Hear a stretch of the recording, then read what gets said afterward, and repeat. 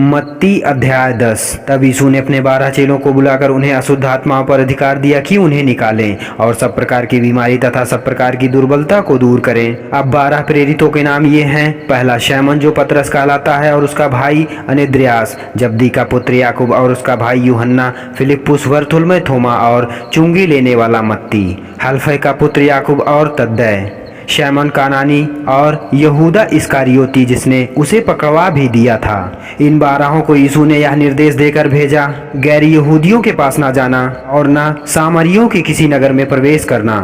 इसकी अपेक्षा इज़राइल के घराने की खोई हुई भेड़ों के पास जाना और जाते हुए तुम प्रचार करके कहना, स्वर्ग का राज्य निकट आ गया है। बीमारों को चंगा करो, मृतकों को जिलाओ, कोढ़ियों को शुद्ध करो, दुष्ट आत्माओं को निकालो।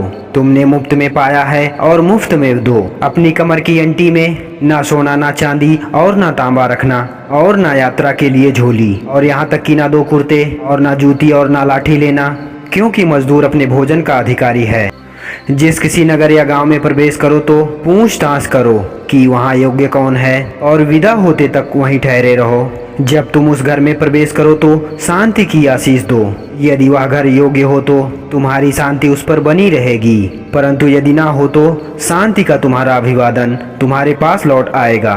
जो कोई तुम्हें ग्रहण ना करे और ना तुम्हारे बातों पर ध्यान दे तो उस घर या नगर से जाते समय अपने पैरों की धूल झाड़ डालना। मैं तुमसे सच कहता हूँ कि न्याय के दिन उस नगर की अपेक्षा सदोम और अमोरा देश की दशा अधिक सहने योग्य होगी। देखो, मैं तुम्हें भेड़ों के समान भेड़ियों के बीच में भेजता हूँ, इसलिए सर्प के समान चतुर और कबूतरों के समान भोले बनो। परंतु मनुष्यों से सावधान रहो, क्योंकि वे तुम्हें कचहरियों में सौंपेंगे और अपने आराधनालयों में तुम्हें कोड़े मारेंगे। तुम मेरे कारण राजपालों और राजाओं के सामने भी उपस्थित किए जाओगे कि उन पर और गैर यहूदियों पर साक्षी बनो। परंतु वे जब तुम्हें पकड़वाएं तो चिंतित ना होना कि हम क्या कहेंगे, क्योंकि जो कुछ तुम्हें कहना है वह उसी घड़ी तुम्हें बता दिया जाएगा। क्योंकि बोलने वाले तुम नहीं, परंतु यह तुम्हारे पिता का आत्मा है जो तुम में बोलता है। भाई अपने भाई को और पिता अपने बच्चे को मार डाले जाने के लिए सौंपेंगे और संतान माता पिता के विरुद्ध खड़े होकर उन्हें मरवा डालेंगे। मेरे नाम के कारण सब तुझसे घृणा करेंगे, परंतु जो कोई अंत तक धीरज धरे रहेगा उसी का उद्धार होगा। जब कभी वे तुम्हें इस नगर में सताएं तो दूसरे नगर को भाग जाना, क्योंकि मैं तुमसे सच कहता हूँ कि इससे पूर्व कि तुम इज़राइल के सब नगरों में फिरना समाप्त करो, मनुष्य का पुत्र आ जाएगा।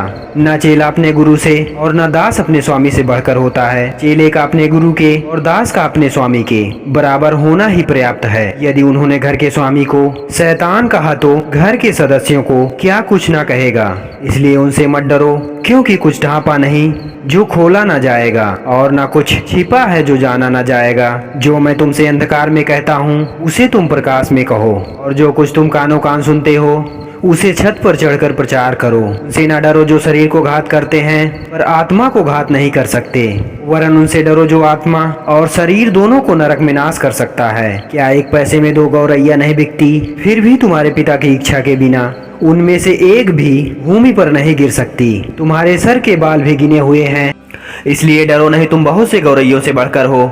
जो कोई मनुष्य के सामने मुझे मान लेगा उसे मैं भी अपने स्वर्गीय पिता के सामने मान लूंगा, पर जो कोई मनुष्य के सामने मेरा इनकार करेगा उसे मैं भी अपने स्वर्गीय पिता के सामने इनकार करूंगा। यह ना समझो कि मैं पृथ्वी पर मिलाप कराने आया हूँ।